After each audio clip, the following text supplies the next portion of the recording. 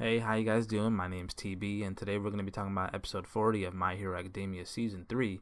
But before that, I just wanted to mention that last week, I said I wasn't really liking the intro, I wasn't really digging it, that I had to get used to it. Well, I did. I watched it a couple times, I listened to it a couple times, and I like it a little bit more than I did last week. For some reason, it just wasn't grabbing me like the other intros that we saw so far, but I like it a little bit more now. So at the beginning of this week, in this episode, we have something that happened last episode as well, which is they introduced a little bit of the dialogue from the villains. They have that little bar there. We have someone coming inside, talking about their plans, to do stuff with the League of Villains, and I just like that. I like that they're including them a lot more than the first and the second season. I think it's important that we see them and their motivations and what they plan to do.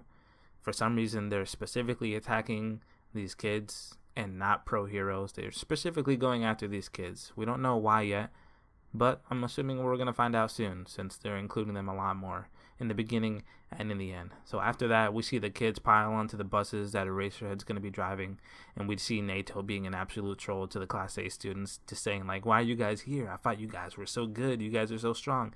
You don't need training like we do. And he's just basically being a troll and just acting like a douchebag till he gets slapped in the face.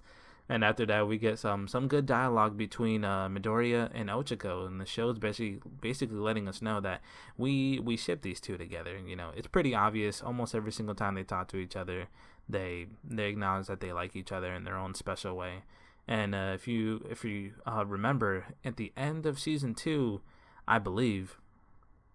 Sorry, that was one of the last interactions that they had with each other at the mall, and someone was asking her, "Oh, do you like him or not?" And then she gets embarrassed, and I thought that was cool. Cool that the show is recognizing that that there's certain people who like each other. Whether anything's gonna come out of it soon or not, we don't know, but hopefully we get more episodes like that.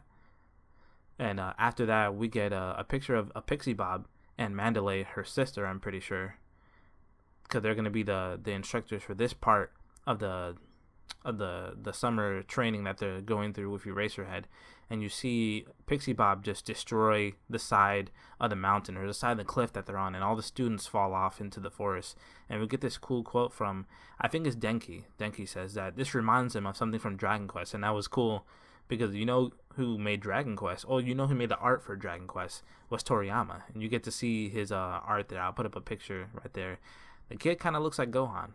The art style is very reminiscent of Dragon Ball Z, obviously, because it's made by Toriyama. And the show keeps doing this thing. I don't know if you guys noticed this. Was it in the first season and the second season? But every single time a hero shows up on the screen, doesn't matter who they are. They could be a villain, they could be a hero, they could be a teacher. It says their name and their quirk. I don't think it's annoying. I actually think it's a good thing because it reminds you of what they can do because there's such a huge cast in this show. But for some reason, I haven't noticed it as much as I've had so far in the third season. It's a good thing. It's just something that I noticed. After that, Mineta had to really use the bathroom, so he just dashes into the forest, and then he runs into one of the monsters that Pixie Bob made, and Midoriya just grabs him and takes him out of there. And we get some cool shots of the students getting ready to just absolutely demolish all these rock monsters. I guess that's what they're called, made out of clay by the quirk of Pixie Bob. And we see Bakugo, we see Midoriya, we see Shota, and we see Ida all just go out and start using their quirks. And then we get a good shot of all the students there getting ready to use their quirk because they're trying to get to the place where they need to go for the rest of the summer camp to start. And after that, we see a pretty interesting character for this episode. It's very different than anything that the show has showed us so far, and it's Koda. Koda's there, and he says that he does not like heroes. He does not like them because they're trying to be heroes, and he's not going to have anything to do with them because they're trying to be heroes. We get a little bit more exposition on that later in the episode, but I feel like that's really interesting, the way that they introduced him there. And it seems like the only person to notice it is Midoriya for some reason. I know, it's not a surprise that he notices it, but I feel like it's a surprise that he's the only one who notices it. Anyway, after that, they have some food. They go to the hot springs, and then we see Mineta being his usual pervy self, man. Every single time this dude is on screen, too, all he ever thinks about is seeing these girls naked. We get a good shot. It's a good shot of them in the water there. After he gets kicked down by Koda for being a perv, he's like, "Oh, before you try to be a hero. You need to learn how to be a decent human being. And I thought that was pretty funny. And after that, we get Midoriya, who saved Koda because he was falling off the cliff there, and he starts talking to Mandalay about why the Shota hate heroes. It's pretty odd for a kid his age to not admire being a hero, because that's where he was coming from. And we get basically the backstory of why that is. It's because his two parents were pro heroes, and they lost their lives fighting against villains, and they basically left him alone. And I feel like that's something that the show hasn't really addressed yet. The fact that not everyone in society is okay with heroes being around. You got the villains, you got the League of Villains, but then you just got everyday people who don't have quirks. How do they feel about heroes doing what they do? It kind of reminds me of The Incredibles. After a certain point in the movie, the heroes were basically shunned from society.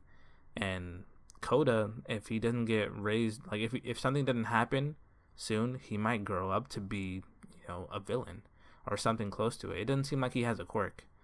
It kind of looked like he did because of the hat that he's wearing, but it didn't seem like he has a quirk. So that's interesting. That's interesting. I hope that the show explores that a little bit more. After that, we have day 2, of their summer camp that they're going through, and we see Eraserhead pick Bakugo. I think for a specific reason, I'm not sure, but basically because I feel like he's the one who would realize it the most, that they grew a little bit in the first and the second season. With the mentally, they grew, and they got a little bit faster, maybe a little bit stronger, but their quirks actually did not improve. So they're going to be working more on their quirks, and you get to see his face. He's freaking, his pride is hurt. He thought that he was going to throw the ball way further than he actually did, but he didn't. And then we get to see Eraserhead being Eraserhead. He's just like, you guys are going to have to try not to die, because this training is going to be intensely hard. And that's basically most of the episode. I thought it was a really good episode. It's the way My Hero Academia does it. I feel like they slowly set up what's going to happen. They don't give it to you all at once. And it doesn't feel like a cliffhanger at the end of the episode.